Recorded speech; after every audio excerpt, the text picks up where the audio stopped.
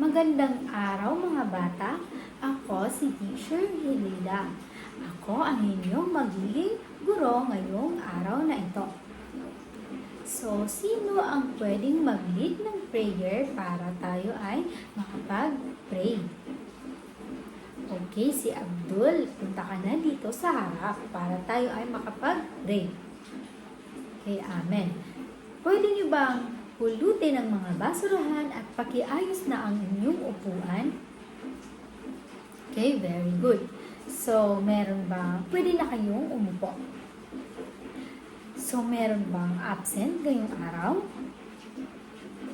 Very good. Walang absent ngayon. Bigyan nyo ng 3 palakpak ang inyong mga sarili. 1, 2, 3. So, bago tayo magsimula sa ating topic ay meron akong classroom rules. So, basahin nyo ang aking classroom rules sa pisara. Okay, naunawaan ba ang ating classroom rules ngayong araw na ito? Nahusay. So, kahapon ay meron tayong takdang aralin. At ipasa nyo na ito sa harapan para maituro na natin ang ating bagong aralin. Okay. So, handa na ba ang lahat para sa ating bagong lesson? Mahusay. Para sa ating motibasyon ay meron akong ipapakita na 3 larawan. Alam niyo ba ang mga larawan na ito? Tama! Bundok, dagat, at mga bulaklak. So, ano ang nararamdaman niyo sa tuwing nakikita niyo or sa tuwing nandito kayo sa lugar na ito? Tama. Kayo ay nasa peace of mind. Ano pa?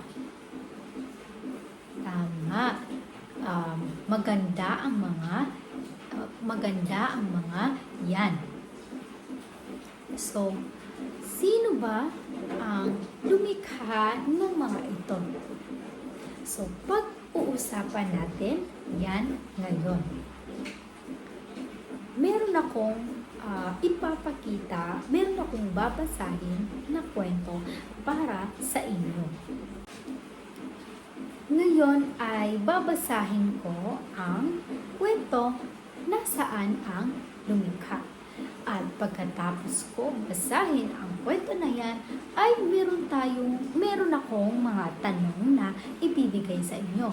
Meron akong aktibidad na ibibigay sa inyo. So, ang ating mga tanong sa ating aktibidad ay, sino ang pangunahing tauhan? So, sino daw ang tauhan sa kwento na yun? Bakit hindi naniniwala si Payagpag sa lumikha noong una? So, nandun yan sa kwento. Ano ang nakita niya sa kanyang paglalakbay? At ang last na tanong ay, ano ang naging dahilan ng kanyang paniniwala sa lumikha?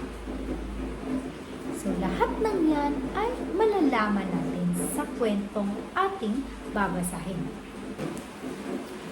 So, ngayon na nabasa natin ang kwento na nasaan ang lumikha, ay sa simula ng kwento ay hindi naniniwala ang agilang si Payagpag sa lumikha dahil hindi na ito nakikita. Nilibot niya ang iba't ibang lugar tulad ng karagatan, disyerto, at kagubatan upang hanapin ang kaharian ng lumikha. So, habang siya ay naglalakbay, nakita niya ang kagandahan at kaayusan ng kalikasan. Dahil dito, napagtanto niyang hindi maaaring aksidente lamang ang paglikha sa mundo. Naniniwala na siyang may isang makapangyarihan at matalinong lumikha at gumawa ng lahat ng ito. Pag-uusapan din natin ang mga uri ng pangungusap batay sa anyo at gamit.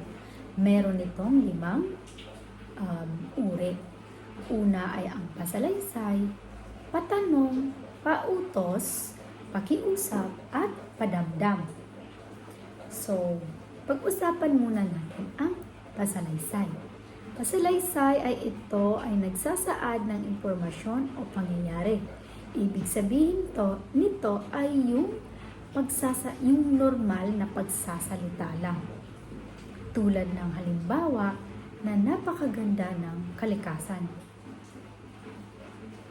Parang sinabi mo lang yung isang salita. Yun ang pasalaysay. Ang sunod naman ay patanong. Ito ay naghahanap ng kasagutan. Tulad ng title na ating binasa na kwento na nasaan ang lumikha.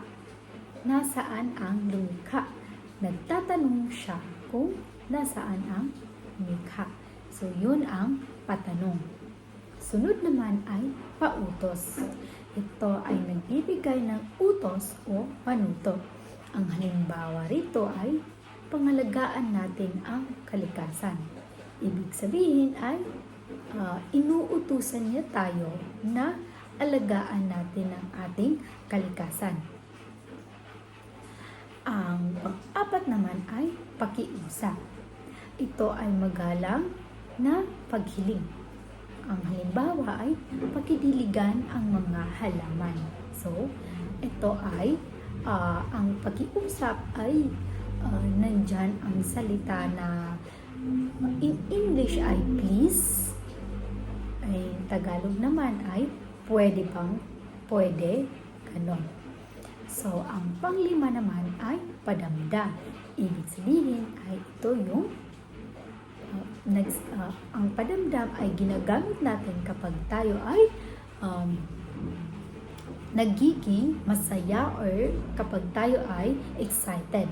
Tulad nitong halimbawa na napakaganda ng nilikha ng Diyos.